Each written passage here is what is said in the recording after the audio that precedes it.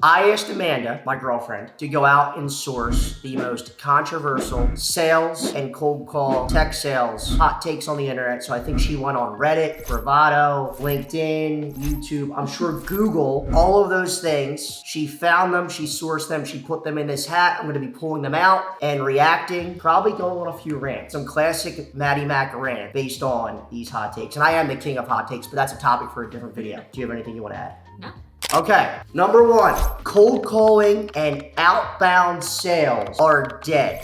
I disagree. Cold calling and outbound sales is still alive. Outbound sales being any sort of prospecting, whether that is cold emails, LinkedIn messages. It's not dead, but it is dying. It's 100% dying. Think about it. Me and Amanda's 27. I'm 30 years old. You're 27, right? I got that right. Okay. We are millennials. Are you Gen Z? I'm like on the border. You're on the border. As time goes on, me and Amanda are going to be getting into decision-making roles at companies where we're making buying decisions.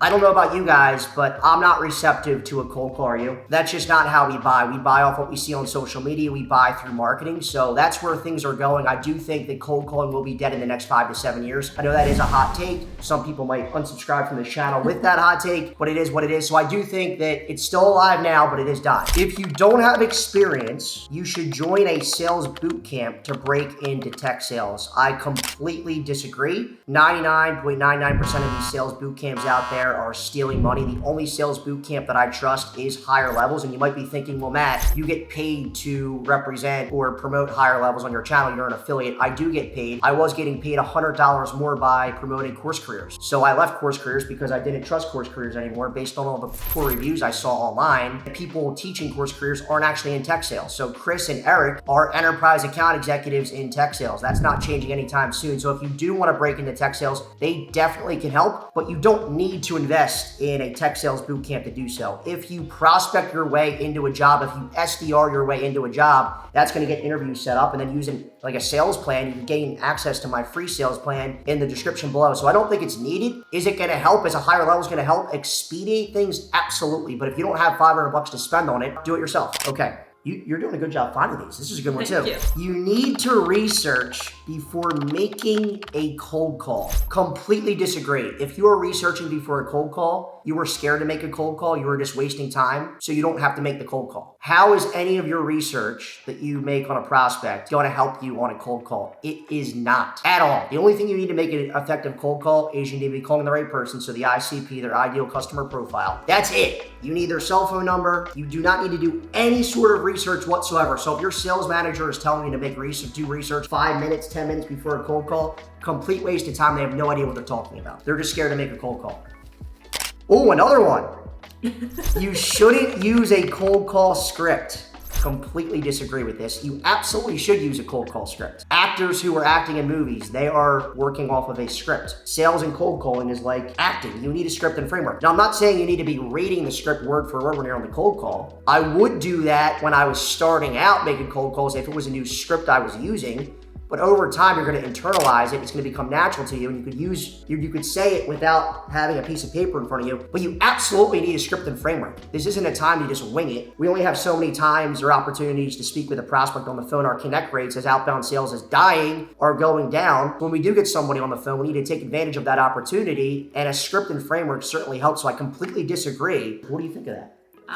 You shouldn't use a cold call script. I'm not in sales, so I don't know if I have an opinion on many. But you think you should or you shouldn't? You should, okay. Yeah. So you agree with me? Okay, if you didn't, it would be a problem. Ooh, I like this one. AI will replace salespeople. I don't think that that's true. However, salespeople who don't know how to leverage AI correctly in their sales role will quickly be replaced and get fired or laid off. So the best salespeople I know are utilizing AI, whether it be prospecting, closing, presenting pricing, any part of the sales process. But I don't think that robots are going to replace salespeople fully. They might replace the SDR role though, but that's a topic for a different video. Damn robots, man.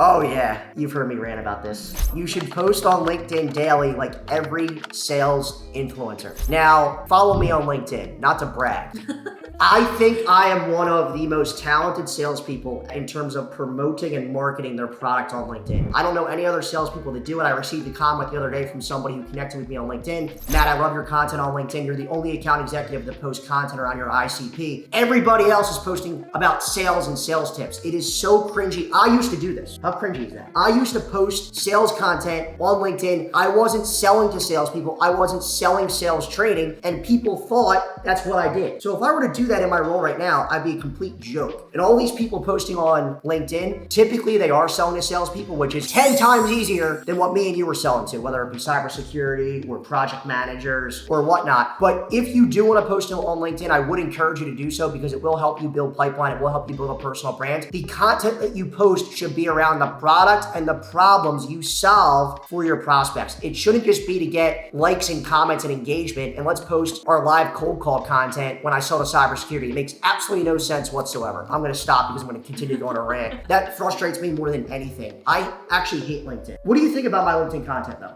I think your content's great. I think it's funny. Thank you. I really appreciate you. And Amanda is one of the first people to like every single one of my posts. You should lie on your resume about missing your quota. I have missed my quota a ton, and I'm gonna miss my quota a ton probably continuing on. It's just part of being a salesperson. I know that's not what you want to hear because most people on LinkedIn, again, these sales influencers post all the time about how great they are. It's complete BS. Don't listen to them. I don't think you should ever lie. However, if you do miss your quota, I would put it in context. So what's more important to me if I was a sales manager is where do you rank on the team? So if you all missed your quota, but you were the number one rep on the team, the quota was unrealistic. And most quotas are unrealistic. And again, that's a topic for a different video. So I don't think you should lie, but you should put it in context. So if you did miss your quota, don't put your quota attainment on your resume, but put where you ranked on the team. So if you ranked in the top 10%, put that on the resume. That's gonna stand out.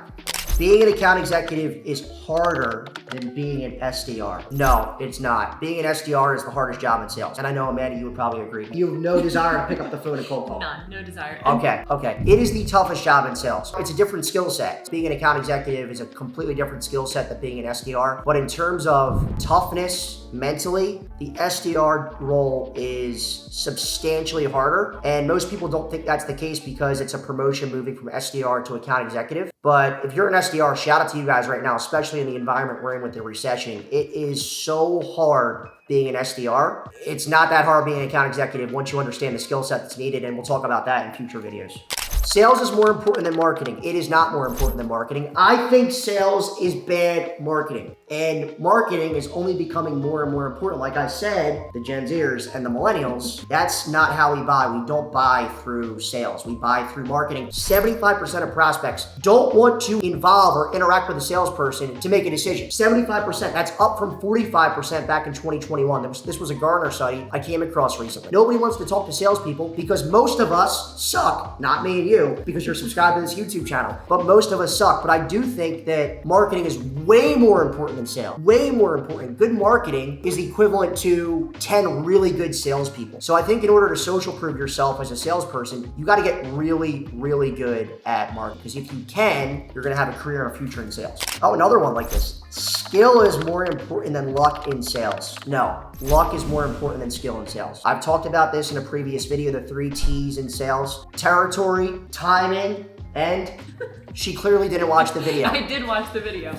Okay, territory, timing, talent, in that order. Most salespeople don't want to admit this, but luck plays the biggest factor in your success. Now, you could create your own luck if you work harder, absolutely. And longevity in a sales career, talent and skill is going to be very, very important to be successful over a long period of time. But you could drop the best salesperson you know in the worst territory. They're unlucky. They're not going to be successful. On the reverse, you could drop the worst salesperson you know, Amanda, for example, who's never sold anything, into the best territory, and there's a chance she's going to be successful. Luck plays such a big factor in this, and no one wants to admit it on YouTube, no one wants to admit it on LinkedIn, but we keep it real on this YouTube channel. All right, we got a couple more. Cold calling cell phones is wrong. That is wrong. You should only be cold calling cell phones in 2024. So if you're working a job right now as an SDR or an account executive in tech sales or any sales role, and they're having you call office lines, that is a complete waste of time. You're talking to gatekeepers, you're leaving voicemails on the general office line. You only should be calling cell phones in 2024. That's it. Because if you're not, and you're making 100 calls a day, let's say, you're gonna talk to one person a day.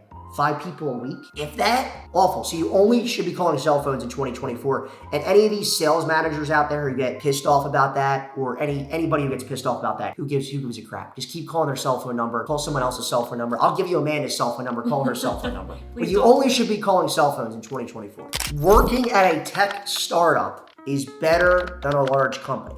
Well, I think there's pluses and minuses to both. So working at a startup, you're going to have more flexibility. There is more reward if that opportunity pays off, but of course there's more risk. Working at, and you're going to wear lots of different hats working at a startup versus working at a big company. For me personally, if I was starting my sales career, I would be targeting big, large companies because they have a defined sales process. They're going to say, hey, do these things and you'll be successful. There's a defined path to promotion from SDR to account executive, much more so in a big, large company than in a startup. But, you know, if that opportunity pays off in the startup, you can move up a lot quicker and make a lot more money. So there's definitely pluses and minuses. I don't think one's necessarily better than the other. But for me personally, it's just my preference. I would much rather work at a large company than a startup where I'm at in my career.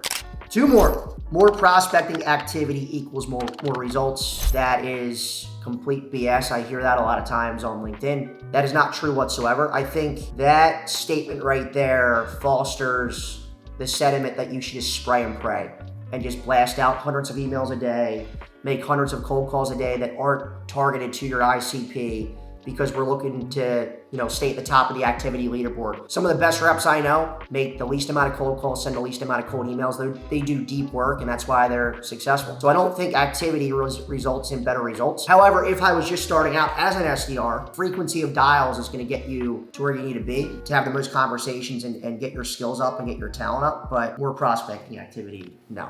Some of the best reps I know, again, have the least activity. Oh, here we go. This is my favorite one.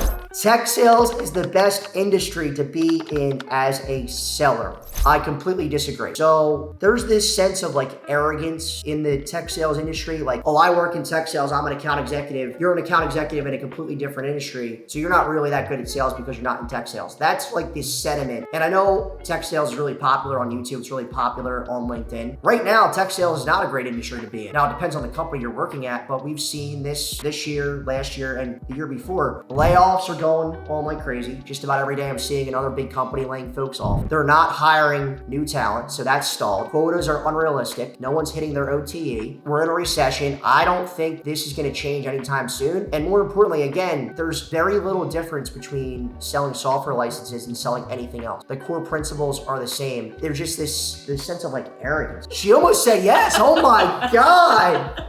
Oh my God. Now when this camera turns off, she's going to be like, Matt, you're the most arrogant guy I know. But no, I do think that tech sales, the industry as a whole, I think it's overrated. Now that might change at some point in the future. Again, there's very little difference between selling tech. Now the money you can make in tech, probably better than other industries, just being the margins are much better, but not the worst. It's not the best. Depends on the company you work at. And if you need help finding a company, again, higher levels can help you out, Chris and Eric. What do you think of those hot takes? They were pretty. I would agree with what you said. I'm paying her to agree with me. I pay her in food. We're going out to lunch after this. Guys, thank you for watching this video. If you want another video like this, Amanda can go search the web for hot takes. And I kind of want to do a video where I handle like sales and cold call objections and also dating objections. I think that'd be cool. Like handling dating objections from a sales guy's perspective. If you think that would be a cool video, let me know in the comment section below. Thank you so much for watching these videos. It helps me take Amanda out on dates, which we're about to go on a lunch date now. But that's it. If I missed any hot takes, let me know. We'll do a part 2. See ya.